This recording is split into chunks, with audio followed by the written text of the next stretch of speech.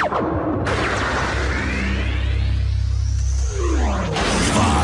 four, three, two, one, zero.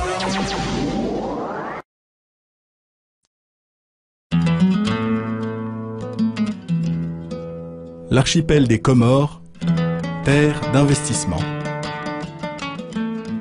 Terre où la jeunesse est un potentiel de développement. Terre à l'accueil légendaire. Terre où l'écotourisme devient un investissement au service de l'écologie, tant marine que terrestre. Terre où l'Union des Comores vise à développer le tourisme solidaire dans l'océan Indien. Investir dans l'archipel des Comores, c'est être présent au carrefour de l'Orient et de l'Occident, une région du monde à forte attractivité touristique.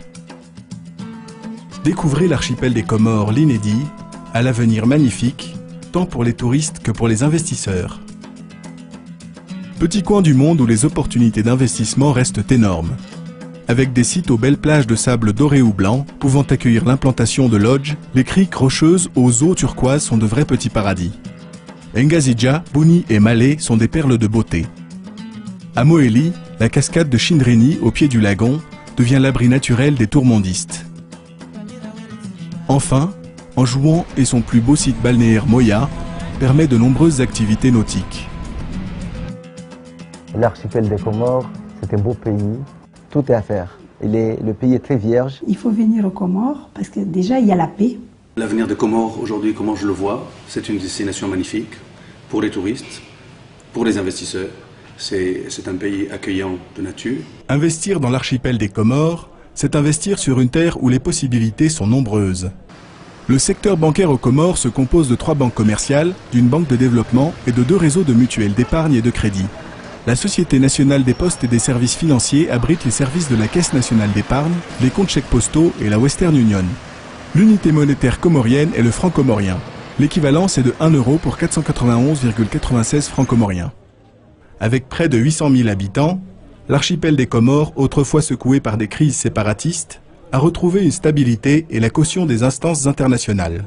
Actuellement, je crois que le message principal que nous apportons, c'est de faire du partenariat avec les opérateurs locaux. C'est une caution de garantie. Et en même temps, de venir. Le nouveau code des investissements, il est le meilleur au niveau de la zone océan Indien. Il est le plus attractif. Il prévoit ces exonérations pendant 10 ans au niveau de la douane et au niveau de la fiscalité. Il y a un traitement égal entre investisseurs comoriens et investisseurs étrangers, ce qui se traduit qu'il y a un libre transfert de capitaux, de bénéfices pour les investisseurs étrangers. Il y a des investisseurs qui viennent. Depuis une dizaine d'années, ils sont là et nous sommes confiants parce qu'ils continuent à investir. C'est une destination rare aujourd'hui pour les investisseurs où il y a tout à faire, où il y a des opportunités d'or. Donc notre groupe s'intéresse beaucoup à construire notre premier hôtel que nous avons repris, que nous avons renouvelé. Nous avons des projets sur Anjouan, sur Moélie, des projets touristiques qui prennent en compte la nature et les atouts que offre chaque île. Bien sûr, nous avons un très grand projet qui est très cher à tout le monde, c'est comment lier les îles. Les ports de Tourmaya Comores, c'est un projet de rêve qui a pour objectif de prendre les points les plus proches de chacune des îles et faire des petits ports pour le transport des passagers et des marchandises pour pouvoir faire en sorte que le voyage se fasse le jour, même l'aller-retour, ce qui n'était pas avant. Vous savez, on mettait entre Moroni et Metsamoudiou 6 à 7 heures, c'est beaucoup. Cette nouvelle perspective portuaire sera un atout de développement en complément du port marchand d'Anjouan, poumon de l'économie de ce pays. Metsamoudiou est donc un port d'éclatement régional pour des armateurs comme Maersk Sealand. De petits navires font la jointure entre les îles en attendant ces petits ports à vedette rapide. Avec un souci de se conformer aux normes internationales de sécurité, l'autorité portuaire des Comores a mis en place un service d'inspection, de sécurité et de contrôle des bateaux qui veulent accoster dans ces ports. Dans un proche avenir, les communications, avec la liaison au câble en fibre optique, permettront d'ouvrir la voie des nouvelles technologies. L'archipel des Comores est sur les rails du développement. La formation professionnelle est au cœur de la politique du pays et toutes les énergies se mettent en place pour offrir à la jeunesse un monde moderne et de l'emploi. L'État est en train de travailler avec le secteur privé pour mettre en place ces dispositifs de formation. Nous prenons en considération ces projets touristiques qui vont donc être demandeurs de main-d'œuvre qualifiée à des standards internationaux. Nous allons signer un partenariat avec la Chambre de la Réunion pour pouvoir former nos jeunes à tous ces métiers qui vont certainement être demandés par ces investisseurs.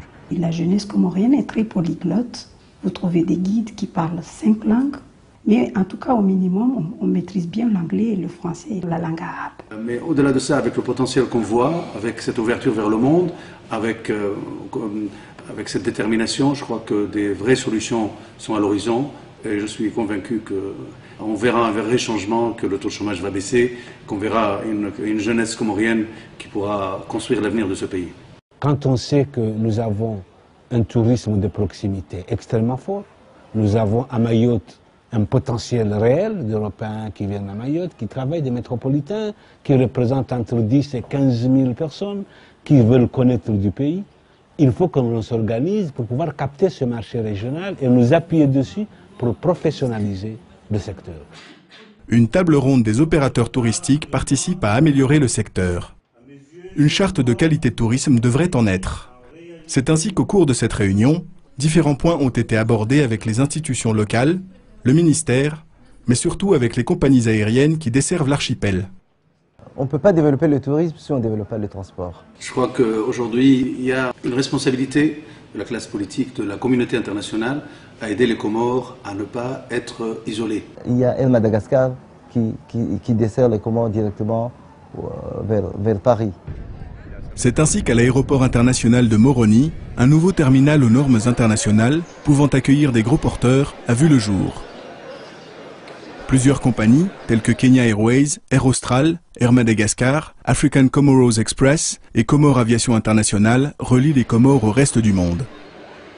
C'est là que, justement, nous sommes en train de construire. Parce que vous ferez remarquer qu'en matière touristique, si les îles de l'océan Indien, Maurice, Madagascar, Mayotte, La Réunion, sont quelque part de concurrents par rapport aux Comores, et que nous aurions du mal à y venir. Mais tous les pays de l'Afrique de l'Est et de l'Afrique australe, de par l'originalité des Comoriens, nos liens, en termes de religion, en termes d'origine de peuplement et autres, font que nous devenons complémentaires aux îles à partir de ces régions du continent. Nous sommes la porte d'entrée des îles du sud de l'océan Indien vers le continent et vers les pays du Golfe arabe.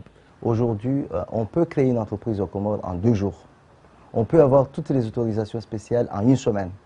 Avec la mise en place de cette agence, nous sommes là pour faciliter les investissements. Nous sommes fiers de faire partie des premiers investisseurs et d'accompagner nos amis comoriens dans leur lutte et dans leur combat pour le développement des Comores.